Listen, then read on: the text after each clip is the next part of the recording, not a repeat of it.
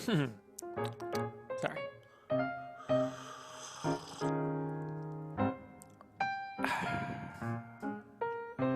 Good morning. Good morning. Good morning. SketchCraft Morning Podcast, episode 8. We made it this far, folks. 8 whole episodes.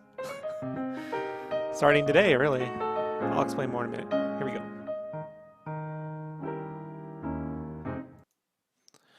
Alrighty. So interesting. I've actually been doing the morning podcast for a couple years, but I switched the podcast feed today over from, I was using Pinecast. Okay, so initially, way back in the day, I used Podbean, and then I transferred from Podbean to Podomatic. And I spent like $200 a year hosting that service, and then I quit the podcast, saved myself $200 a year. And eventually, when I started the podcast back up, we just did it on YouTube. And then earlier, last year around November, I found Pinecast, which offered $5 a month to host unlimited storage. So I just started putting up some episodes of the Mega Show there, ignoring all the morning podcasts and all the other podcasts that we did for years and years and years, because I'm not dealing with that. And then the other day I was listening to this podcast called The Cinephiles, which I've been listening to for a number of years, and I'm off and on a patron of theirs. So sometimes they disappear a little bit, so I spread my patron money around, my Patreon money around to people who are actively producing. But they produce a lot, so I'm probably have to go back to supporting. Well, they started advertising a service called Anchor. Now this is not an ad for Anchor. Okay, I will be adding those soon. But this isn't. This is just me letting you know that I decided to go and transfer the podcast to Anchor because it's free, unlimited storage, and my goodness, super easy to upload. I just uploaded like how many of these things? 1, 2, 3, 4, 5, 6, 7, 8. 8 podcasts super fast. So they're good. They're quite good. And then what I'm going to have Brandon do over the course of the next few months or so is on the weekends, I'm going to have him re-upload the original podcast from 2010 to 2015. Those really early episodes. And we're going to have to make like a disclaimer. We'll make a little audio thing that goes before it that explains that this is super old. But it'd be great to get that back up on there because when you go to like the iTunes, it's got like a pretty good rating, but all the episodes they're talking about in the reviews aren't actually in there because I didn't want to pay for it anymore. So, yeah, sucks because some of those episodes had 100,000, couple 100,000 downloads. It's crazy. Now I'm lucky to get like 100, but I don't really care. Brandon do that, and since Anchor's apparently pretty freaking easy to use, even Brandon can do it. So it'll be fun. They have this thing where you can set up ads. So their first ad is just making one for their service. And Brandon and I will record that. That'll be fun. It's been a long couple days, folks. I won't lie. I'm supposed to wait to talk about this with Brandon, but I'll talk about it with Brandon again in about a day or two. I just kind of wanted to get a little bit of this stuff out of my head. So a couple days, about yesterday or so, the day before, yesterday, I'm losing track. Yesterday, the day before, a little blurry. Um, I just called it quits on the Game Cave Kickstarter. I just had enough. Um, I'm just going to take out a loan uh, and refund. You know, that's a $13,000 Kickstarter. My business partner at the time, he looted the moolahs, you know, 6 years ago, and left me stranding. And amongst a few other Kickstarters, and I'd use my life savings to bail those other Kickstarters out, which I did because the work was done. And then I just decided to make Game Cave. It was initially supposed to be like a game magazine. Then I was going to make it like my own book slash game magazine, comic book, and then life kept getting in the way. And every few months or so, someone wants to know what's going on with the game cave. Even though I constantly post updates on all the social medias, the Kickstarter is not something I update too often. Mostly because it's a giant, colossal pain in my ass to upload an update. Really, it is. It takes up a couple hours, and I get headaches. So that's like these podcasts, folks. Like I do them regularly only because I turn on the microphone, record, and upload this.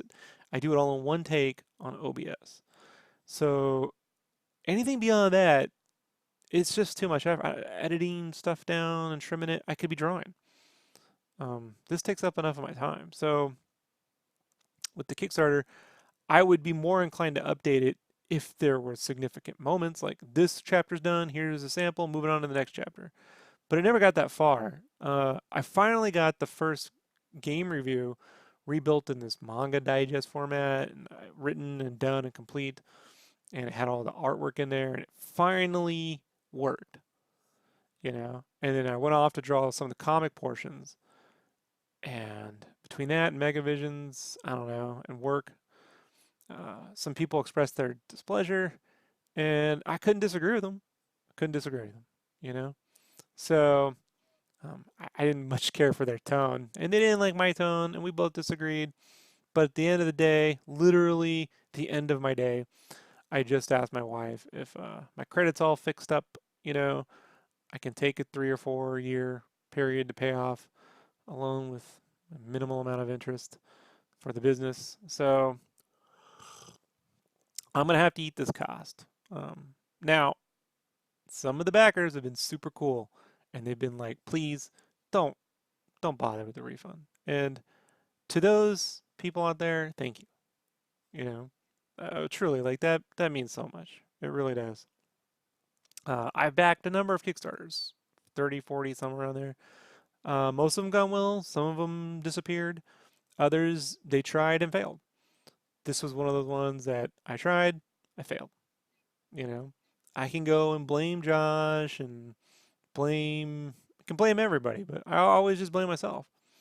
I did get some unfair comments. I think some people were like, "You could go wash dishes or take out loans," and I'm like, "Man, dude, you know, like the world just has a serious lack of empathy right now, and I don't really feel like adding to it."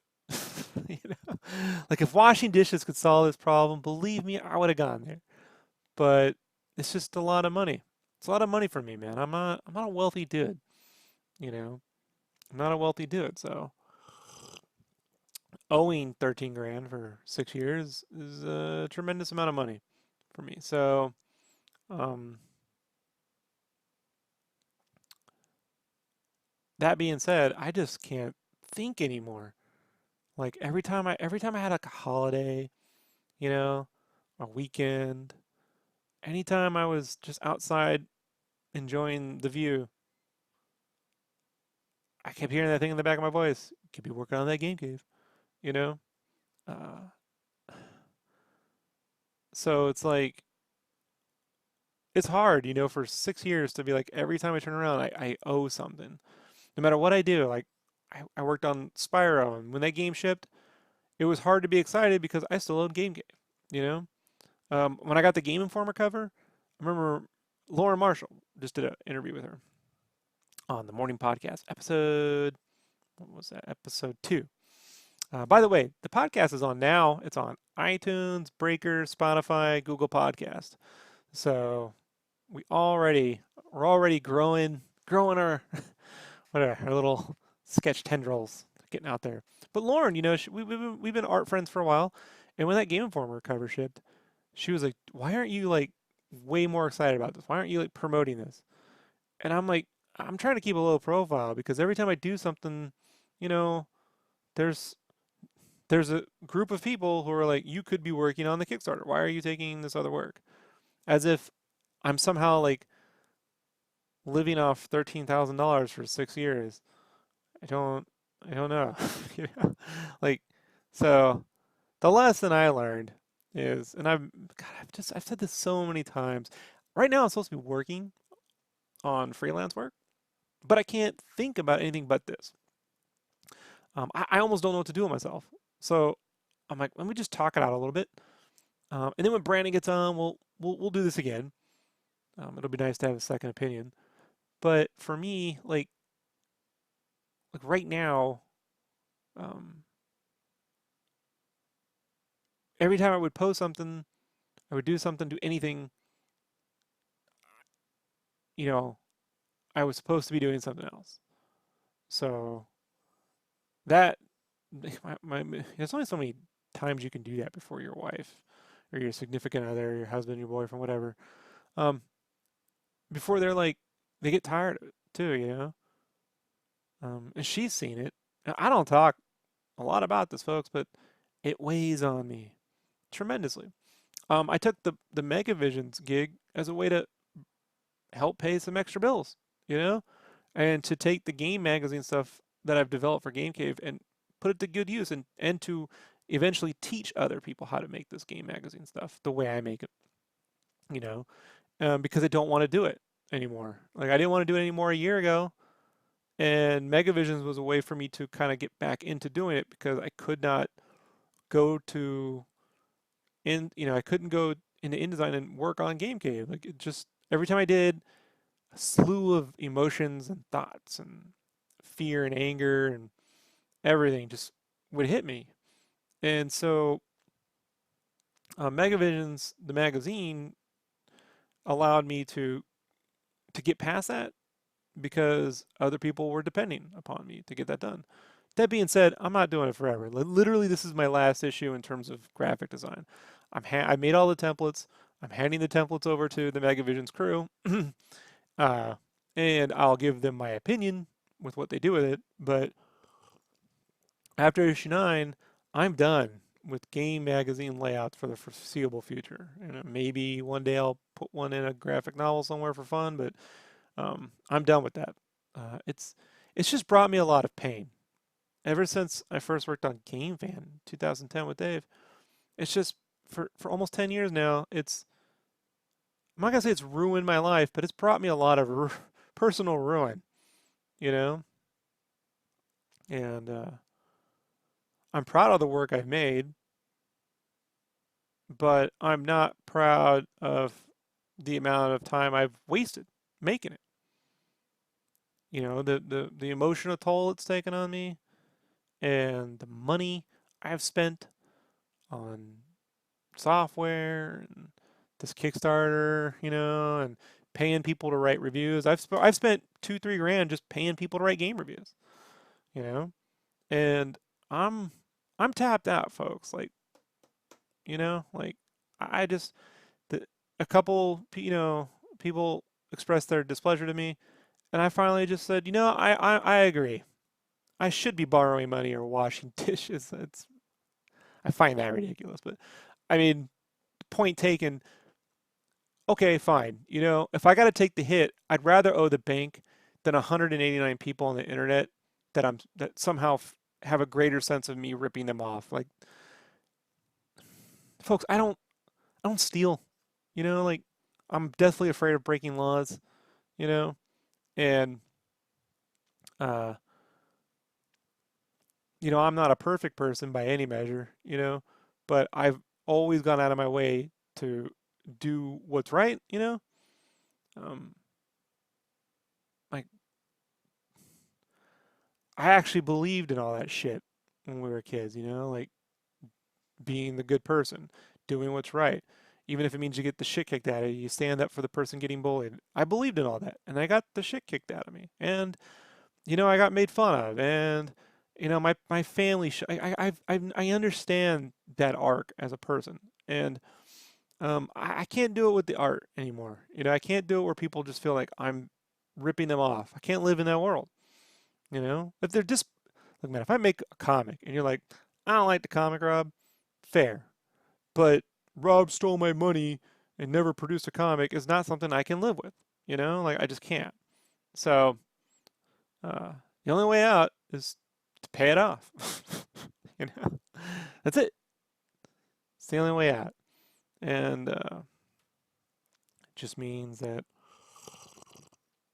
I essentially bought a car called Game Cave. Um, I know I've looped a few times there, but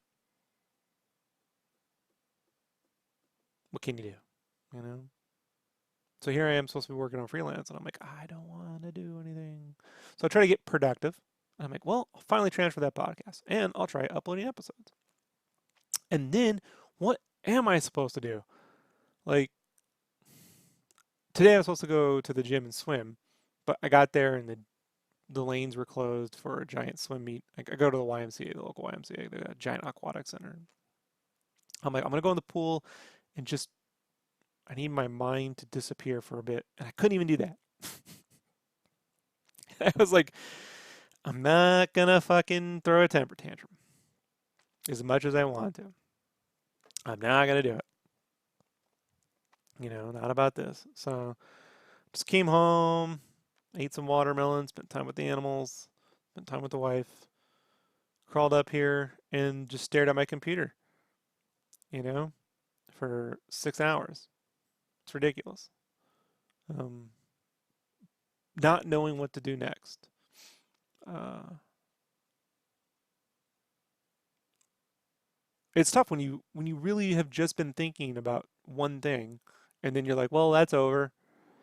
Now what? What is next? So, um, the world of Game Cave and all the comic book stuff, that's what I'm going to be doing next. So, um, I've I love that world. It brings me tremendous joy. Like that was the part that just has not been difficult to do. I've had to build a skill set to be able to do it all by myself. That see the thing is making a game magazine the way I've been doing it is not hard if I just had one more Rob. you know, you ever read Calvin and Hobbes? And Calvin had that cardboard duplicator machine, where he'd step into the cardboard and he would come out the other side and he would duplicate himself. But it seemed like it never worked right anyway because each one of those Calvins was like a different aspect of his personality, or each one was lazier than the next. But it's like that's what I wish I had. At least, if I could just duplicate myself. That's not gonna happen.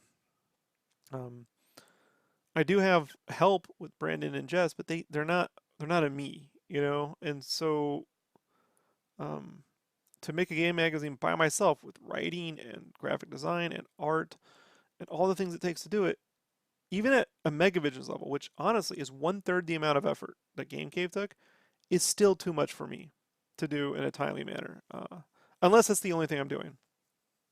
And the reality is, folks, as much as I love it, and as much as their patrons, and their fan base loves that magazine, it doesn't do me any favors. Like I just don't get any push anywhere from it.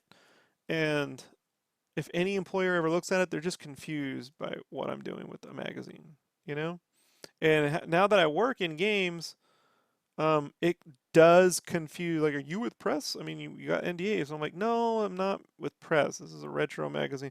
It confuses people, especially when it's like a fictional magazine. So, um, but the comic part confuses no one. To say, hey, uh, I'm working on a comic book. It's about a video game store that imports video games and they go on adventures. Imports video games from another dimension, imports our video games from another dimension, and they go on adventures. Is it? Is people go, oh wow, never really thought about that. So like, that is fun. That is fun. And so I have with Game Cave two two sort of storylines. One is like the big Full Metal Alchemist storyline. There's a giant quest that they go on, and then there's this slice of life stuff, which is more like Nichijou, if you've ever seen that anime, or Clerks, where it's just their daily stuff. In Bombcat's case, it's her playing these video games um, while she's transporting games from Earth to uh, Vania, their planet from Earth to Vania, and back and forth from Vania to Earth. So I'm gonna start with that, where Bombcat and Kacho are playing games, Little Reapers, and just finish that. And then I think I'll go do a Game Cave main story thing, and then come back and forth. So hopefully every year to year and a half, I'll have that complete, and then we can go and collect that in print and ship that out. And that's all I'm gonna. That and some commissions on the weekend are all I'm gonna do aside from my regular work. I am not going to be pursuing any other art jobs other than what I currently have or where it leads me. But it is tricky to just get yourself in the rhythm of like doing it every week or every day. Not that drawing it is difficult. It's just we had to make decisions. Once you put it on the page, you're like, that's the decision. I made that. That's the way it looks. And then just getting over your insecurities, like, oh my God, what are people going to think when I do weird balloons or I'm drawing cartoons? So, um, but that's really it. But I was legitimately confused. Like, am I going to do that or am I not going to do that? Like my way out is now I don't have to do any more comics ever, but I do really enjoy this universe. I wish I could do it all at once. I wish I could take everything I know about Game Cave and spew it all out at once, but that's not going to happen. It's a 10 to 15 year project. It took Hayao Miyazaki 12 years to draw Nausicaa. I'd like to have this whole universe thing done within the same time frame. Is the goal. But the game magazine portion has to stop. It just eats up too much time. It eats up too much time. There's just not enough reward. And I really would like to just save my fan art stuff for commissions, or if I want to do one big piece. Like if I want to do a big piece on Klonoa, I'll do a piece on Klonoa, and there it is, and that's it. But I'm not gonna make a. I tried. I really wish.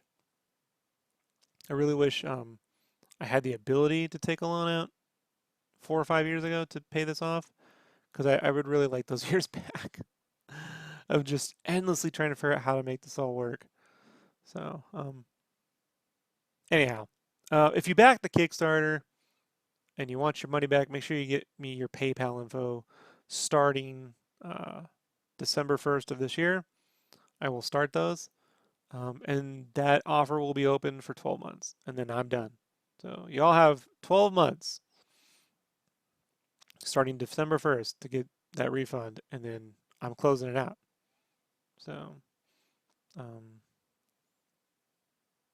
but if you really want to support me, please just let it go. No, you know what I mean? I get it. I get it. Some people just can't, and I hear you. But for those that have, I just want you all to know how much that means to me, how much that means. That means I didn't expect anyone. So the fact that even one person has offered that, it really means a lot. That's been the best part of this. I've had a few people reach out to me and send me personal notes, let me know how much I've helped them in their lives with this podcast and all the YouTube videos and sharing all the art stuff and those things that, I mean, I never would have thought that would be even remotely possible when I was even a teenager in high school. I never thought any way, shape, or form that I would be able to influence anybody ever, unless maybe I was able to publish my own comics. And even then, I figured I would just have to sell them within the greater California area because I'd have to somehow get them printed and then drive those comics to individual shops and sell them, because there was no way I was going to get hired by a major company. I just wasn't very good, folks. So the fact that I can have a positive influence on anyone really, really does actually make me feel pretty good, despite what the little sad face Rob looks like right there. I do.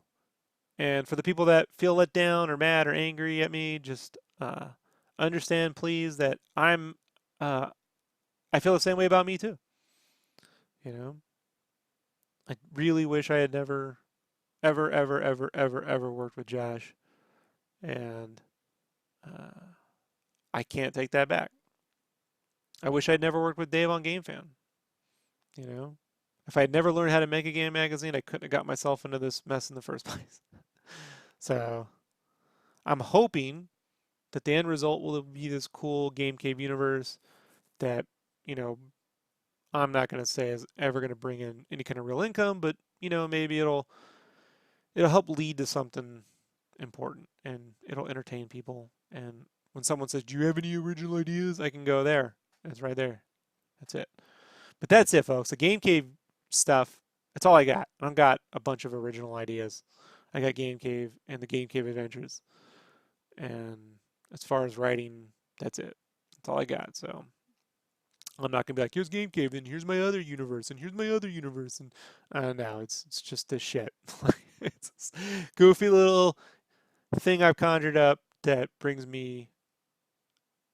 It actually puts a smile on my face. It's like it's better than buying toys because I get to play with my little action figures. You know, I just have to calm my mind down when I go to work on it because it can't all be done at once.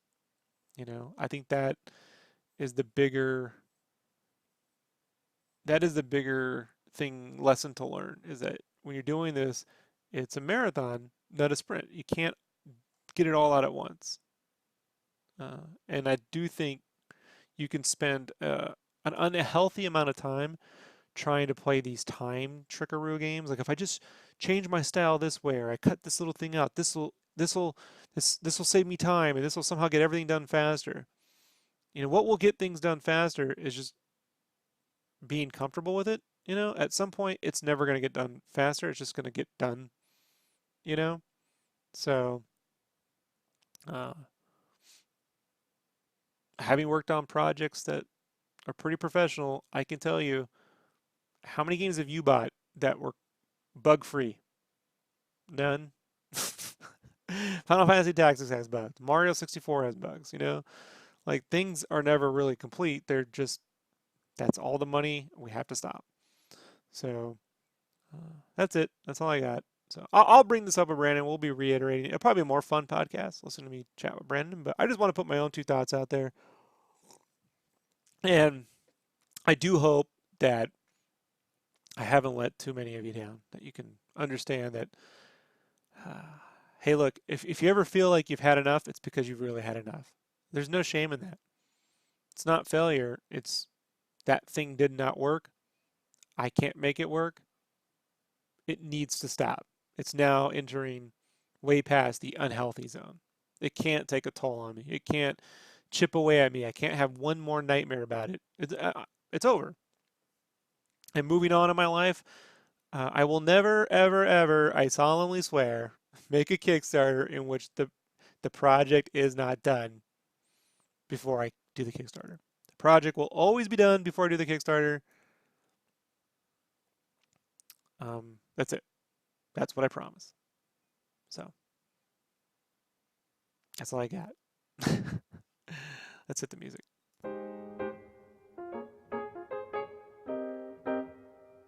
That was a fun episode, right? A little bit of a downer. A little bit of a downer.